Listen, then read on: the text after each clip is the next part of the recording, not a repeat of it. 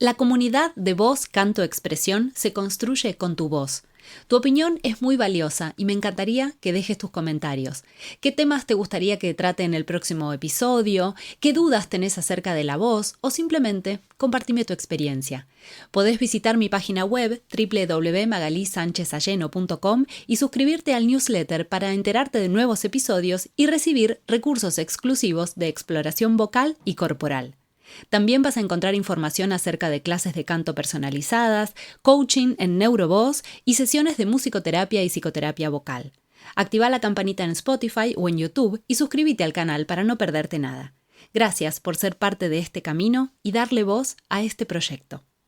Comienza el mes de abril y para las personas que nos dedicamos a la voz o tenemos pasión por ella, es un mes especial, ya que el 16 de abril se celebra el Día Mundial de la Voz. Es por eso que decidí hacer 4 domingos de episodios y no 2, como es lo habitual. Es mi humilde aporte a las actividades que suelen llevarse a cabo para difundir y promocionar este día, para seguir llevando conciencia sobre la importancia del buen uso y cuidado de la voz, para que no nos acordemos de ella solamente cuando tiene un problema, digamos. El primero de estos invitados del mes especial será Marco Guzmán. Él es un referente internacional en la rehabilitación fisiológica de la voz y los ejercicios con tracto vocal semiocluido. Es doctor en vocología por Tampere University, especialista en vocología por University of Iowa y National Center for Voice and Speech. Es fonodiólogo con 22 años de experiencia clínica, investigación y docencia en vocología. Tiene más de 60 publicaciones en revistas científicas internacionales en rehabilitación y entrenamiento de la voz. Y el Dr. Guzmán forma parte del cuerpo académico de la certificación en vocología de University of Utah, Estados Unidos, y del máster en vocología clínica y artística en Italia. Además, es académico de la Universidad de los Andes y fonoaudiólogo en la Clínica Las Condes, en Chile. En este mes dedicado a la voz, entrevistarlo a Marco ha sido una gran suerte y un honor. Comienza entonces Voz, Canto, Expresión, Podcast, un espacio destinado a la investigación, difusión, promoción y aprendizaje de la voz, el canto y la expresión. Si la voz es tu pasión, este podcast es para vos. Voz, canto, expresión. Bienvenido, Marco Guzmán, al podcast. Es verdaderamente un placer y un honor que hayas aceptado la invitación. Gracias. Muchas gracias, Magali. Después de mucho tiempo intentándolo, ya estamos acá. Un gusto conocerte y un gusto poder hablar contigo sobre estos temas que tanto nos apasionan. Qué bueno. Bueno, quiero contarte, Marco, que yo voy grabando los episodios para programarlos y tu episodio está saliendo en este mes de abril dedicado a la voz. El 16 de abril, el Día Mundial de la Voz. Y, ¡Qué honor, qué honor! Sí, me parece que es algo importante que sigamos difundiendo. Y bueno, si tenés ganas de contar un poco acerca de por qué se celebra el día o cómo se celebra en Chile, por ejemplo, si hacen actividades y por qué es importante que tengamos un día de la voz. Yo creo que como todos los días de conciencia a nivel social, el Día Mundial de la Voz afortunadamente ha ido tomando cada año más importancia en diferentes países del mundo. De hecho, existe una especie de grupo que se llama Asociación del Día Mundial de la Voz, donde vemos diferentes representantes, no de todos los países, pero sí de muchos países, para promover la celebración de las actividades del Día Mundial de la Voz. Yo soy el representante para mi país, para Chile. ¿Y por qué es importante esto? Porque la voz no es solamente... Bueno, no, lo voy a decir de otra forma. Nosotros nos damos cuenta de la necesidad de la voz cuando la perdemos o cuando se daña. Y no tomamos conciencia de que la voz es nuestro principal medio de comunicación, no solamente oral, sino que de todo. O sea, las personas cuando pierden la voz es cuando se dan cuenta de que en realidad tenían algo que no valoraban, que sí era muy importante. Entonces, yo te podría decir muchas cosas en relación porque es importante la toma de conciencia, pero creo que se resume en eso. Porque perder la voz o dañar la voz implica que tú dañas o cortas de alguna forma el principal medio de comunicación oral que tenemos los seres humanos. Qué bien, qué bien. O sea, es que mencionas esto de perder la voz y con colegas, cantantes y actores y actrices, siempre comentamos que cuando nos enfermamos y por alguna razón perdemos la voz, nos ocurre siempre que siempre pensamos que no va a volver.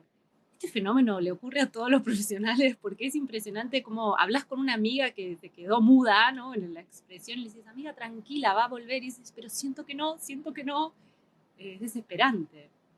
Así es exactamente, porque es desesperante no comunicarse. Ese es el problema, es desesperar. Y más aún cuando estás hablando de una persona que paga sus cuentas, paga su arriendo, su crédito y todo con su voz, que es lo que ocurre en el caso de los profesionales de la voz, es aún más angustiante. Entonces se suma algo extra a la pérdida de la voz. Sí, sí, es cierto.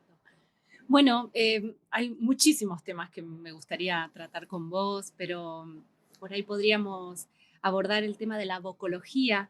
Sé que vos dirigís un diplomado en vocología y bueno, me gustaría que cuentes un poco de qué se trata, tanto el diplomado como la vocología en sí, cómo llegaste también a esa formación. Sí, la vocología se puede definir de muchas formas, pero en palabras muy simples es una disciplina, no es una profesión, no es una subespecialización de la fonoaudiología, es una disciplina que abarca todos los aspectos relacionados con la vocalización, no solamente del ser humano, sino que también vocalización animal, no solamente el ser humano. Y cuando me refiero a todos los aspectos, me refiero desde lo más científico, pasando por lo médico y llegando a lo más artístico. Por lo tanto, todas las personas que manejan un conocimiento no necesariamente profundo en las tres áreas, pero sí de las tres áreas, es una persona que ya se puede autodenominar un vocólogo o una vocóloga. Ahora, existen ciertas certificaciones en el mundo. La más importante es la que dirige, bueno, la que fue creada por el doctor Ingo Tietze, el padre de la vocología en la Universidad de Utah.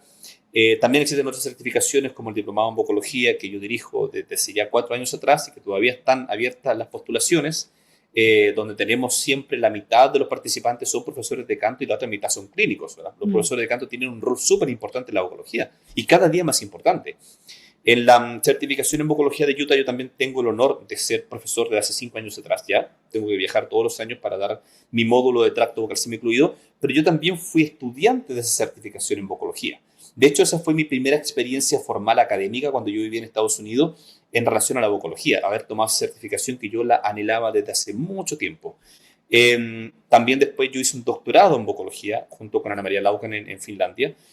Pero en términos simples es eso, lo que tú me preguntas, ¿qué es la vocología? Es una disciplina, no es una subespecialización que engloba a todas las personas que están involucradas en diferentes niveles de profundidades con la medicina, con la ciencia y con el arte de la voz. Bien. ¿Y por qué, más allá de por qué es importante la formación constante, por qué es importante que, por ejemplo, profesores de canto hagan esa formación? Es una muy buena pregunta. Em, Porque si bien es cierto, el arte tiene mucho que ver con la emoción y hacer sentir emoción y transmitir, y tiene que ver con todo lo que no es racional, pero también no olvidemos de que el arte vocal se hace con partes del cuerpo que se pueden dañar. Sí. Por lo tanto, a pesar de que un profesor de canto y un cantante no son considerados formalmente profesionales de la salud, sí impactan en la salud física y mental de una persona. Porque si un profesor de canto no conoce bien el instrumento, por lo tanto no conoce las cosas que pueden dañar al instrumento o que lo pueden beneficiar, está actuando dando palos de ciego y simplemente está haciendo lo que le contaron o lo que su experiencia le dijo que tenía que hacer con los estudiantes que tiene. Y eso es un riesgo, no solamente porque está enseñando, podría tener el riesgo de enseñar una mala técnica, sino que además podría dañar la salud física de esa persona y por ende la salud emocional. Y uno no se imagina el impacto negativo que puede tener eso en la vida de las personas que rodean y también a esa misma persona. Por eso yo creo que es una responsabilidad ética que un profesor de canto se forme en los diferentes aspectos de la vocología. No solamente porque es más ético, sino porque además va a estar colaborando con la salud de la persona, en todo aspecto. Sí, sí, sin duda también, bueno, por supuesto con su bienestar. Sí, claro. Bueno, yo aprovecho también para darte las gracias porque me vengo formando con tus diversas plataformas que fueron evolucionando así de formación Me acuerdo en los primeros años existían estas traducciones de textos en inglés que tanto anhelábamos y bueno, Chile fue un país que se encargó de difundir mucho todo lo que pasaba, bueno, justamente en la vocología, ¿no? Cómo iba avanzando la ciencia en el estudio de la voz y en comprender más a los cantantes, ¿no? Y a las cantantes. Importante eso, siempre hay pioneros. Ah, sí, sí. Bueno, y de hecho, tú sabes que, ya que tú lo mencionas, el otro día, Carol Acevedo, que es una colega con la cual yo trabajo muy de cerca, ella buscó en ChatGPT, que sabemos que ChatGPT todavía no es tan preciso, pero entrega información que nos puede servir. Ella preguntó cuál es el país que actualmente contribuye más con la ciencia de la voz de hispano habla. Porque obviamente a nivel mundial está Estados Unidos, eso es obvio. Sí, claro. Y salió Chile, porque en Chile habemos varias personas que estamos liderando laboratorios donde hacemos investigación, no digo práctica de la voz, la pregunta fue súper puntual, ciencia de la voz, que estamos produciendo ciencia a nivel internacional y según ChatGPT, no sé si es verdad, dijo que era Chile, dijo que era Chile, que es el país de hispano habla que actualmente más publica en revistas científicas de impacto. Sí, me acuerdo, comunicarte. Hice un montón de cursos ahí. Me acuerdo los primeros cursos de cómo ser coach vocal. Claro, bueno, yo empecé con los cursos online el año 2012, claro, cuando muchas personas hablaban mal de la formación online y decían, no, sí. es que la voz no se puede enseñar online. Bueno, unos cuantos años después llegó la pandemia y todos los que decían eso se tuvieron que tapar la boca porque todos ahora nos nutrimos de la educación online. Y la educación online no es ni mejor ni peor que la presencial, es diferente. Tiene sus beneficios y también tiene sus limitaciones, pero eso es como todo en la vida. Me acuerdo, a mí me sí. Cargaban porque decían que me estaba formando como por carta, como cuando éramos chicos que existían esos cursos, así, sí. Uno escribía y te llegaban las cartas. Bueno, sí, es verdad lo que decís, así que bien ahí. Y es muy útil, no es mejor ni peor, es diferente. Es diferente, sí.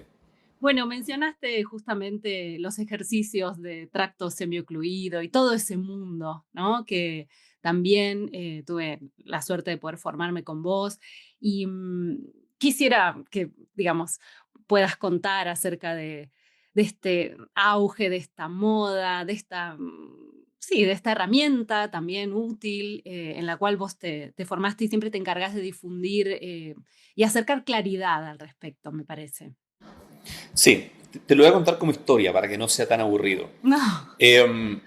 Yo conocí a hacer los ejercicios con tracto vocal semiocluido antes de irme a Estados Unidos. Yo viví en Estados Unidos entre los años 2007 y 2012, 5 años, donde me formé, hice muchas cosas allá. Pero yo ya algo había escuchado antes y algo averiguaba, sin embargo no los utilizaba muy conscientemente. A pesar de que todos utilizamos pero yo no estaba consciente de que eso era un tracto vocal semiocluido. Claro. Lo hacía como ejercicio sintomatológico.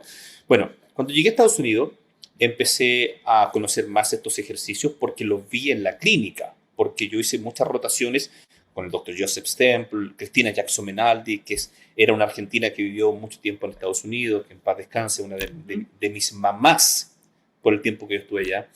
Y muchas personas utilizaban los ejercicios con tracto vocal semiocluido en un contexto de rehabilitación fisiológico, o sea, donde no se enseña la respiración de forma aislada, ¿no? Sino que todo es orgánico, cómo funciona realmente el cuerpo humano.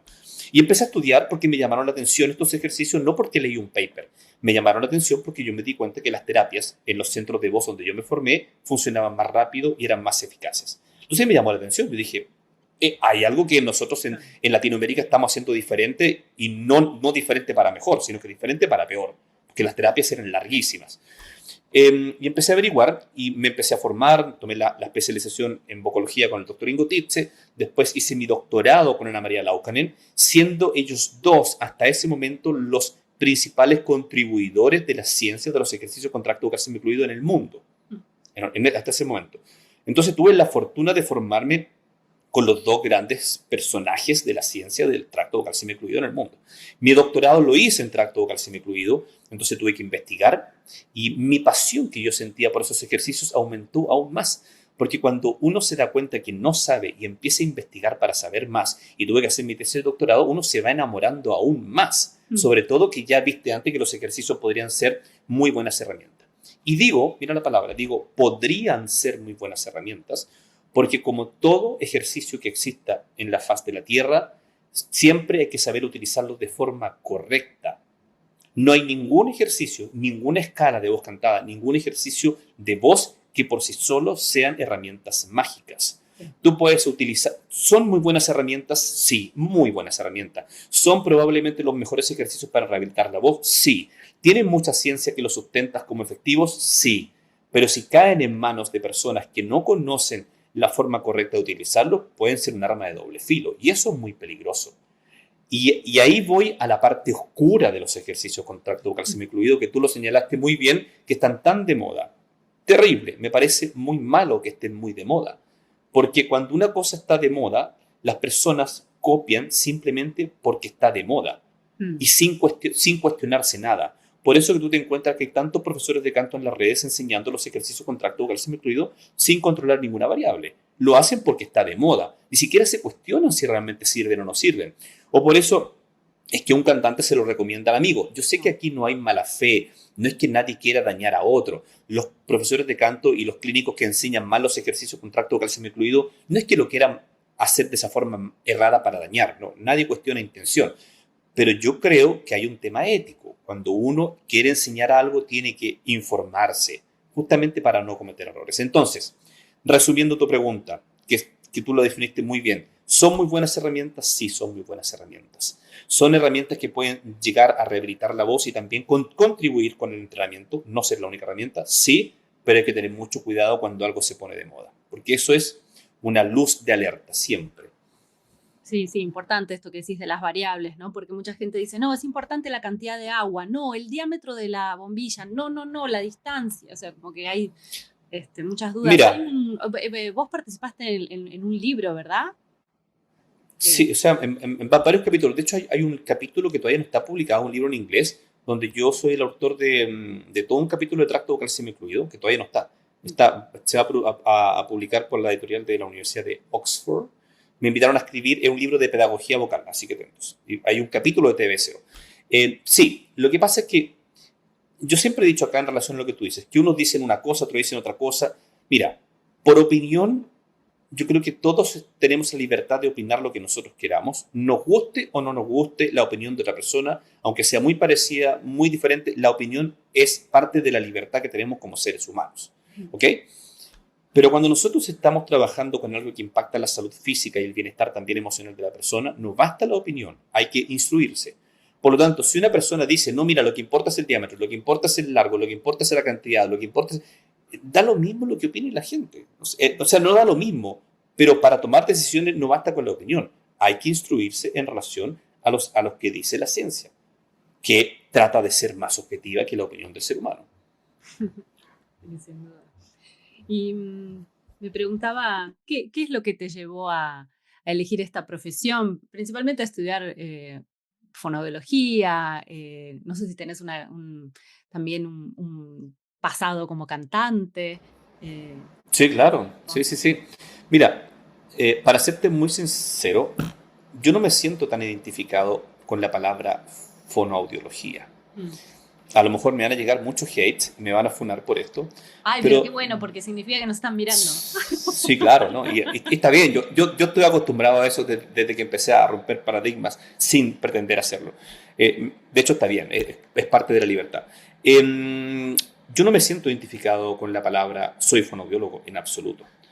No es que reniegue de mi profesión, que no se malentienda. Yo me siento identificado con una persona que se levanta pensando en la voz, que come voz, que piensa voz, que siente voz, que vive la voz desde todos los aspectos habidos y por haber, o bueno, no sé si de todos, pero de muchos. Entonces, a mí lo que me identifica es la voz humana, es la comunicación. Con eso eso es lo que me hace vibrar profundamente, eso es lo que me hace sentir amor por lo que hago. Respondiendo a tu pregunta, obviamente yo no podía no considerarme un vocólogo sin haber estudiado canto. De hecho, yo estudié la carrera de canto en la Pontificia Universidad Católica. Yo soy cantante lírico. Me, me siento un poco avergonzado el hecho de decir soy cantante lírico porque yo no ejerzo actualmente como cantante. Pero en algún momento de mi vida, cuando viví en Estados Unidos, yo sí canté roles como solista. No en los principales teatros, pero audicionaba y quedaba en roles solistas, cantando con orquesta, etc. Viví un tiempo como cantante cuando estaba allá. Tenía que tener más recursos económicos porque estaba como estudiante.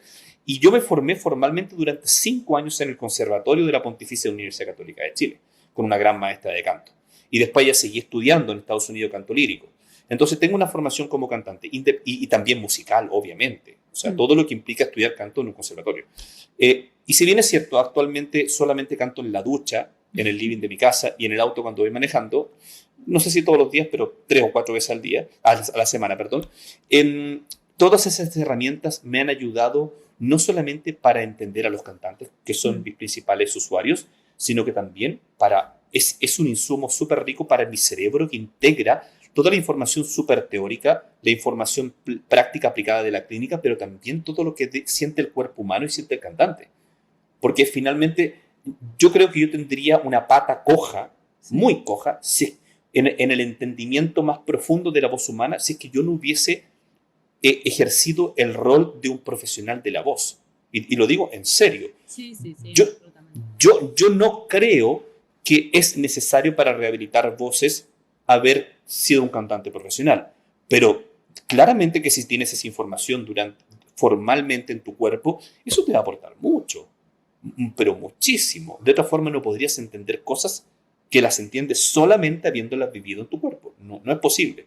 Sí, creo que baja un poco la exigencia, ¿no? Uno puede haber más empatía con el otro, con las realidades que a veces... También, eso es lo práctico, pero también en el entendimiento. Recuerda que el cerebro finalmente lo que hace es integrar. El cerebro integra cuando tú lees algo súper específico de un paper científico, el cerebro te entrega información que tú vas observando con los años de experiencia de las personas que tú trabajas con sus voces, pero también el cerebro junta toda esa información súper teórica aplicada con lo que tú viviste. Y eso te da un entendimiento mucho más profundo de lo conceptual. Hay conceptos que yo no podría entender ni menos explicar con facilidad sin perder profundidad si es que yo no hubiese vivido la voz en mi propio cuerpo. Importante esto. Sí, me parece como de un gran compromiso. Sí, claro. Ahora quiero ser súper claro para que las personas no se frustren. En mi rol de clínico, yo creo que una persona que no ha experimentado la experiencia de ser cantante no es que no tenga la posibilidad de ser un gran clínico. Ojo, sí. Pero obviamente hay que reconocer que hay cosas que el entendimiento va a estar un poco más limitado en caso de que quiera ir más allá. ¿Ok? Pero no quiero que se entienda para las personas que ven esta entrevista de que yo creo de que una persona que hace rehabilitación vocal tiene que ser cantante. No, yo no creo eso.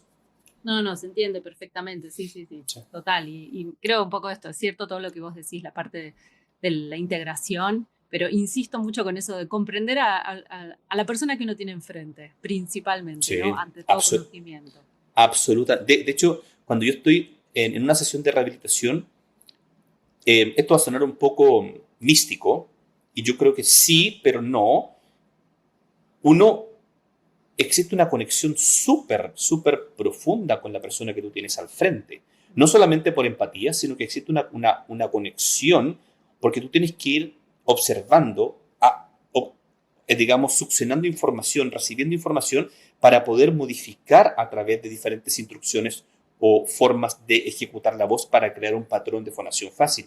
Y eso tiene que ver con una conexión. Y yo sé que suena místico, pero yo creo que eso probablemente ahora no lo sabemos, pero sí tiene una explicación científica. Todo es vibración, todos son frecuencias. Sí, claro. Así que ya desde ahí ya está explicado. Absolutamente, sí. Bueno, y tu pasión por la voz te llevó también a hacer un montón de cosas, pero a tener un podcast. ¿Cómo va Voco Locos?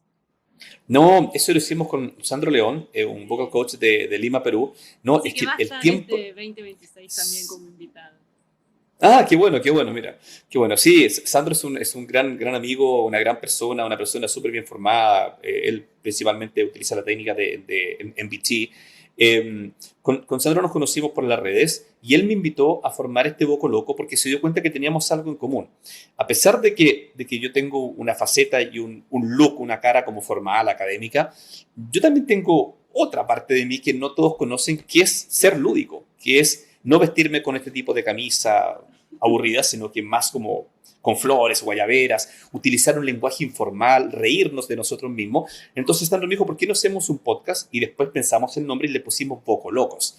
Pero lamentablemente ese podcast no continuó porque no teníamos tiempo. Ese podcast partió en pandemia, cuando todos teníamos más tiempo, y después no continuó, pero hicimos grandes capítulos que están todavía en YouTube, que lo pueden ver. Sí, que de hecho el requisito era utilizar un lenguaje informal, el requisito era no hablar de forma académica, el requisito era vestirse informal. De hecho tuvimos un gran invitado que es Fermín Subiaur, el doctor Fermín Subiaur, uno de los grandes laringólogos de Latinoamérica, una persona con una formación académica y una experiencia clínica increíble, pero le dijimos, si estás dispuesto a ponerte una guayabera con flores y hablar en lenguaje no formal, eres bienvenido. Dijo, yo estoy completamente dispuesto. Así, ese era uno de los requisitos de Boco Locos. Qué bien, sí, estoy esperando que acepte también la invitación al podcast todavía. Pero, qué bueno, qué bueno. Lo menciono porque me parece importante, tienen a veces unas representaciones muy graciosas en base a lo que una persona quiere y la forma de explicarle, así que vale. Era el objetivo de Boco Locos, sí. Muy bien. Bueno, en este podcast hay una sección que se llama El aire no da la panza. Y acá yo te dejaría empezar a hablar, pero me gustaría remarcar la importancia de los aportes que fuiste haciendo, vos y un montón de otros profesionales, acerca de la no existencia de evidencia científica que respaldara el uso de ejercicios de respiración por fuera de la fonación, ¿no? Que hubo una gran parte de la historia de la enseñanza en el canto que comenzaba con ejercicios respiratorios. Y aún hoy mucha gente sigue diciendo que hace tss, tss, tss para mejorar su canto. Y bueno, y otro tema fundamental, ¿no? Como si se canta o no desde el diafragma. Me parece que son cosas como que aún siguen ahí muy presentes. Sí, es un tema que yo creo que ya no es un tema nuevo, porque incluso hasta los que siguen haciendo ya lo han escuchado. Lo que pasa es que se resisten al cambio. Hace 10 o 15 años atrás fue un tema que causó mucha alergia en muchas personas. De hecho, yo obviamente no me atribuyo haber sido la punta de lanza de este cambio de paradigma, porque no lo fui. Uh-huh. Sin embargo, fui una de las personas que lo empezó a masificar online y también fui una de las personas que lo criticaba más duramente y lo decía sin ningún tipo de vergüenza ni miedo a las personas que se oponían a esto. Ay, sobre todo miedo, porque hubo una época donde los profesionales realmente eran como muy atacados por empezar a animarse a hablar. Sí, claro. Yo tengo una neurodivergencia, por tanto, este no miedo no es mérito mío, es simplemente que mi neurodivergencia me hace no sentir miedo, o menos que otras personas. Entonces, mi neurodivergencia, yo sin saberlo, me ayudó. Y una vez me preguntaron, tú que fuiste tan directo y tan controversial, una vez me hicieron una entrevista, ¿te arrepientes? Y yo digo sí y no. Y ya voy a la pregunta de la respiración, pero quiero hacer este pequeño paréntesis. Me arrepiento porque cuando uno no tiene miedo y no es consciente de lo que puede provocar cuando dice las cosas tan directamente, tú puedes terminar dañando a una persona sin querer dañarla. Porque yo jamás, si tú revisas cualquier video mío, cualquier charla, yo nunca di nombres, nunca. Y hasta el día de hoy, yo nunca doy nombres, porque eso es un ataque directo. Sí. Ni siquiera insinuaba. Lo que sí yo criticaba prácticas. No desde mi rol de un santo perfecto que nunca hizo lo que ahora digo que no se hace. Al revés, mi punto de partida era yo ahora digo que no hagamos lo que yo antes hacía y peor aún, lo que yo enseñaba que se debía hacer. Claro. Pero siempre llega un momento en la vida donde tú tienes que decidir, cambias de paradigma o eres porfiado y sigues con lo que tu experiencia súper sesgada te dice que tiene que hacer. Bien, entonces yo le dije sí, porque uno a veces hiere a personas, a pesar de que yo nunca mencioné nombres. Y no, porque yo creo que en la vida, cuando uno tiene que cambiar paradigmas, siempre tienen que haber personas que estén dispuestas a ponerle el pecho a las balas y están en la primera línea. Siempre. Con mayor conciencia o con mayor inconsciencia. Yo lo hice súper inconsciente. Yo lo hice simplemente movido por mi pasión de transmitir algo que era más cercano a la verdad. A la verdad que sabemos que va cambiando, porque la ciencia va cambiando. Entonces yo lo hice como un niño ingenuo, simplemente con mucho amor. Y ese amor me hizo no sentir miedo. ¿Ok? Sí. Ya. Entonces, así comenzó todo esto. Y obviamente hubo muchas personas que incluso me lo han reconocido. Oye, pero yo me sentí súper atacado por ti. Y ahora están, no de mi lado, están del lado que está más cercano a la verdad en relación a esto. Porque yo creo que todos en la vida tenemos cierta resistencia a los cambios de paradigma. Parálisis paradigmática, llaman algunos. Backfire effect o como el contraataque. Ujú. Porque nosotros nos vamos construyendo en relación también a nuestras creencias. Entonces, cuando te atacan una creencia, uno siente que uno como persona es atacado, a pesar de que nadie te está atacando como persona. Pero las creencias de uno son parte de uno, no es que estén afuera. Entonces, yo creo que muchas personas al comienzo y todavía se sintieron y se sienten atacadas porque se sienten que los están cuestionando a ellos. Claro. Y aún así, yo digo, bueno, ¿y qué importa que te estén cuestionando? ¿Acaso el cuestionamiento no es el punto de partida de poder llegar a ser mejores seres humanos? De llegar a ser mejores terapeutas vocales, de llegar a ser mejores cantantes, de llegar a ser personas que enseñan voz de forma mejor. O sea, incluso aunque uno sea cuestionado, yo creo que estamos en una sociedad en donde tenemos alergia a que nos cuestionen. Y eso produjo todo un sinnúmero de cosas que en realidad no pasó nada, pero finalmente la ciencia fue aceptada y todavía está siendo aceptada, de que en realidad por múltiples razones trabajar la respiración de forma aislada, primero es antinatural. O sea, si te consideras una persona que tienes un pensamiento holístico, entonces deberías dejar de trabajar la respiración de forma aislada. Si tú crees de que el cuerpo humano trabaja de forma seccionada, entonces estás en un paradigma súper antiguo. El cuerpo trabaja absolutamente de forma global, de forma interactiva y de forma integrada. Y esto no es la excepción en la voz. Por ende, si la respiración nunca funciona de forma aislada en la voz, es ilógico pensar de que tiene que ser entrenada de forma aislada, o sea, con ejercicios con aire sin fonación. Eso ni siquiera entrando en la ciencia, es una cuestión de lógica, de entendimiento de cómo funciona realmente el cuerpo humano. Bueno, ¿y para qué vamos a dar datos concretos de la evidencia?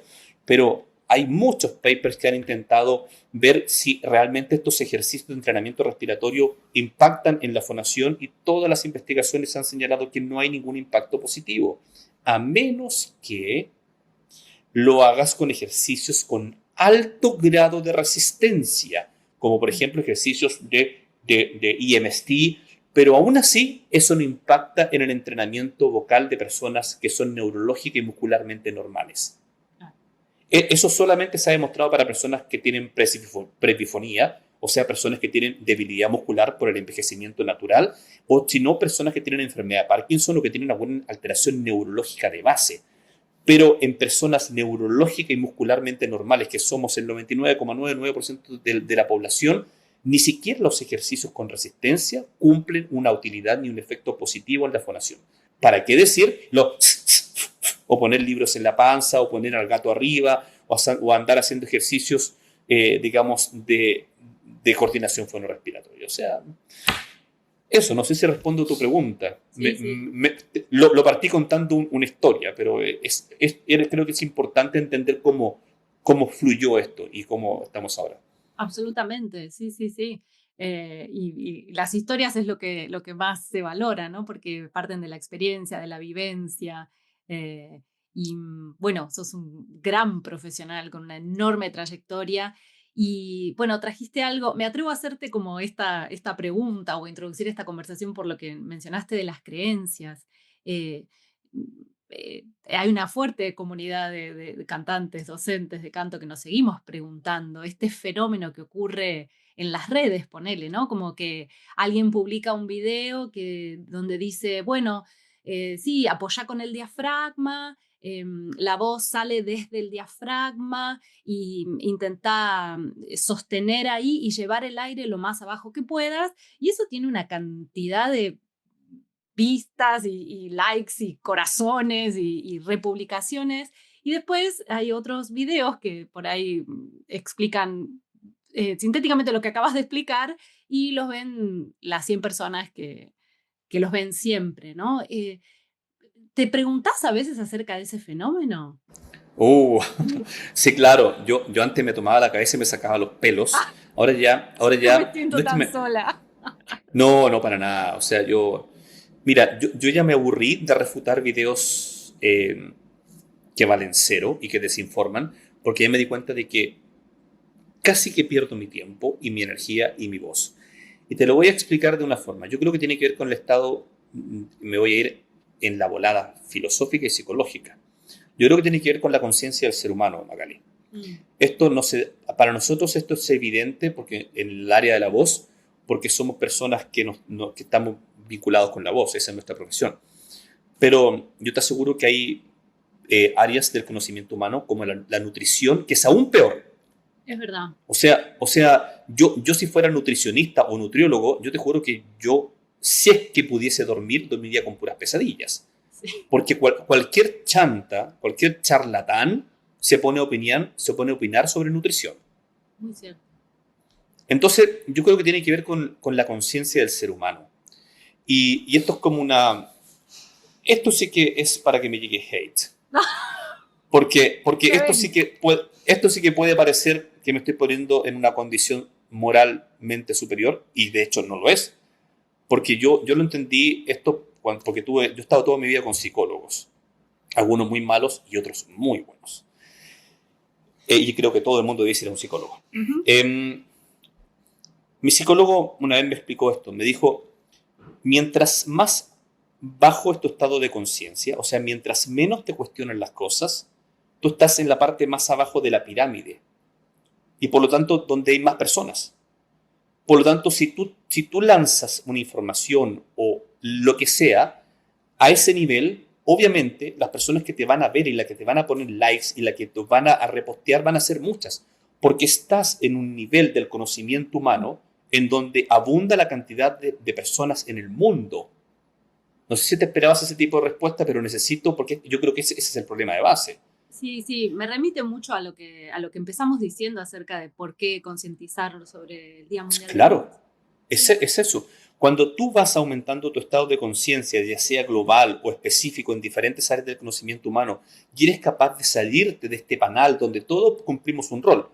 Pero una cosa es asumir que estás en un panal donde cumplimos un rol en nuestra sociedad, y esa otra cosa es no darte cuenta de que eres una oveja del panal, y otra cosa es darte cuenta y no tener la capacidad de subir y en algún momento de tu vida mirar esto de arriba.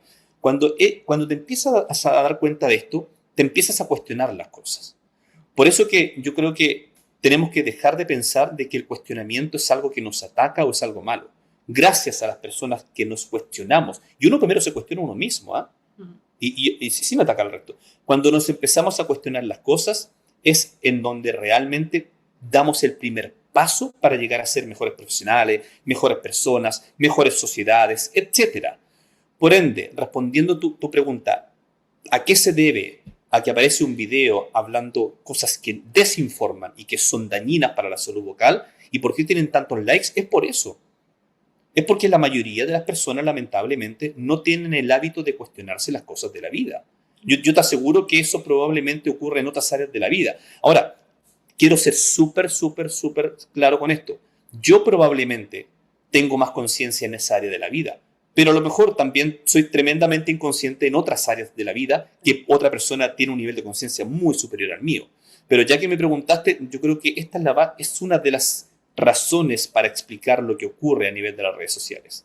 Sí, sí. No sé si, no sé si me fui en la volada, pero es lo que realmente creo. No, te agradezco mucho el compromiso también en la respuesta y en el, bueno, y en conversar, ¿no? Como que estamos conversando y nos hacemos preguntas, porque también, más allá de que hacemos el chiste que nos enojamos y nos tiramos de los pelos, asumimos como una responsabilidad de seguir con la difusión, seguir acercando la información, porque más allá de que las personas puedan querer mirar un video u otro, existe un algoritmo, existe un sistema mucho más perverso y superior que muestra solo lo que quiere mostrar, ¿no? Entonces tampoco es una cuestión solamente de que las personas van a un lugar y no a otro. Me pasa con un montón de Sí, otras áreas, como vos decís. Entonces, por eso la pero importancia de difundir. sí, pero yo creo que el algoritmo simplemente captó cómo era el ser humano en su esencia.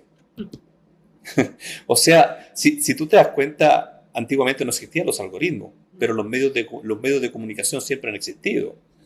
Y los medios de comunicación no son medios de comunicación objetivos neutrales. Eso no existe. Eso no existe.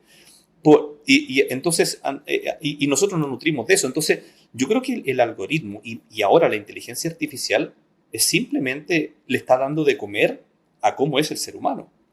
Sí, muy cierto. Y por eso la importancia de mantenernos despiertos, despiertas Así y es. seguir Así es. cuestionándonos, como decís. Sí. Y ojo, lo vuelvo a repetir para que no se malentienda. Yo no me pongo en un lugar de superioridad moral. Yo simplemente estoy diciendo de que estoy consciente y atento, incluso lo dije, de que a lo mejor yo puedo ser consciente en un área de la vida, pero a lo mejor puedo ser tremendamente inconsciente en otra área de la vida. Pero creo que es mejor estar consciente, va a sonar raro lo que te voy a decir, es mejor estar atento y consciente de que uno puede ser inconsciente en ciertas áreas. Lindo. Sí, me gusta. Bien. Bueno, y para ir cerrando, en tu formación como cantante, previo a empezar a formarte tanto en la voz, ¿recibiste estas indicaciones de llevar el aire a la panza en algún momento? ¿Te encontraste con esto? ¿Cómo es con Sí, pacientes, ¿no? claro. Que por ahí este, Sí, necesitan? mira, yo tuve esa contaminación, obviamente, pero sabes que no fue tan grotesca en mi caso. Qué bueno. Te lo voy a explicar. Antes de entrar al conservatorio, eh, a estudiar la carrera de canto formalmente, cuando yo ya era fonoaudiólogo, yo era el más viejo de mis compañeros en la carrera de Mm, canto. Más viejo, 5 años más, tampoco tan viejo. Eh, y yo antes había tenido dos profesores de canto particular, ¿ok? Y esos profesores de canto algo de respiración me enseñaban, pero no gastaban muchos minutos de la clase. Pero sí me corregían, no, el apoyo, y me hablaban del apoyo, pero en realidad no había un malgaste de tiempo en eso, ni tampoco una pérdida de dinero. Pero cuando llegué al conservatorio me tocó una profesora alemana que mira, a ella la criticaban sus colegas, sus pares y los estudiantes, porque no enseñaba a apoyar. Y, qué y ella, valiente. obvio, pero ella lo hacía no desde el conocimiento científico, lo hacía desde su experiencia y desde su intuición. Hay personas que se nutren mucho de la intuición. La intuición es claramente superior a la razón, si es que estamos hablando de una real intuición y no de la emoción que muchos creen que es intuición. Pero bueno, ese es tema de otra conversación. Yo muchas veces digo, yo debería ser psicólogo y no vocólogo. Bien, porque me encanta la mente humana. Entonces ella no enseñaba a apoyar.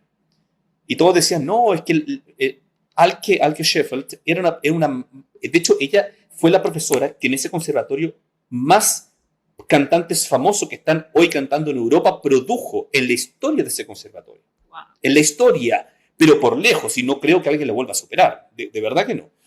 Y la criticaban porque no enseñaba el apoyo. Bueno, ella fue mi maestra. Ella nunca me enseñó a apoyar, nunca me enseñó a respirar ni nada. Pero yo debo ser... cuando fui a Estados Unidos, tampoco. Allá estuve con Richard Fracker, un tenor que cantaba en el Metropolitan Opera House en sus años mozos, y era profesor de Michigan State University. Yo tomé clases con él, tampoco me enseñaba a respirar. Pero Wow. bueno, por eso tuve suerte. Pero sí, los dos primeros profesores me enseñaban algo de respiración. Pero me considero afortunado porque no pasé por tan de golpe con esa información tan errada que ya sabemos que hay hoy. Sí, sí, sin duda que te conectó con el placer de cantar de una forma muy directa. Sí, Entonces, claro. qué bien, Sí. qué bien. Bueno, lo celebro. Bueno, Marco, muchísimas gracias. Un placer hablar con vos. Queda mucho por fuera, pero valoro todo lo que compartiste y que finalmente formes parte del podcast. Muchas gracias, Magali. A mí, a pesar de que mi tiempo es súper escaso, yo disfruto mucho conversar con personas que tenemos cosas en común, o incluso que podamos diferir. Uh-huh. Es hermoso diferir porque en la diferencia también es un hermoso punto de partida de la construcción del conocimiento. En la diferencia respetuosa, me refiero. ¿Okay? Y me encanta conversar porque creo que primero conversar se hace con la voz. Eso ya es algo muy hermoso per se, por sí solo. Pero segundo, porque a través de la conversación uno también va formando su cerebro. Porque, por ejemplo, tú me haces preguntas y yo voy generando las respuestas, pero mi cerebro tiene que ir formulando esas respuestas y eso es súper lindo porque además hay otras personas que nos están viendo que van a nutrirse de esta conversación y que a lo mejor se van a quedar con una cosa. Pero, y por eso es que ser tan cuidadoso en la vida, porque uno nunca sabe cómo va a impactar en la vida de una persona. Y a mí me ocurrió, muchas personas, muchas veces me dijeron, que generalmente fueron cosas positivas, me decían una cosa positiva, que yo creo que la dijeron como algo muy coloquial y de pasada, y ellos nunca se enteraron de que quedó grabado a fuego en mi mente o en mi corazón. Por eso te agradezco esta instancia, qué lindo que puedas darle la oportunidad a personas que puedan escucharnos y también personalmente agradezco el interés en mi persona y haberme invitado y bueno, cuando quieras conversamos. Muchas gracias, Magali. Y así termina la charla que tuvimos con Marco. En la descripción del podcast voy a dejar los links para que puedan contactarlo y conocer más acerca de su trabajo en relación a la voz. Espero que hayan aprendido y disfrutado de esta charla tanto como yo. Soy Magalí Sánchez Alleno y me despido hasta el próximo episodio. Voz Canto.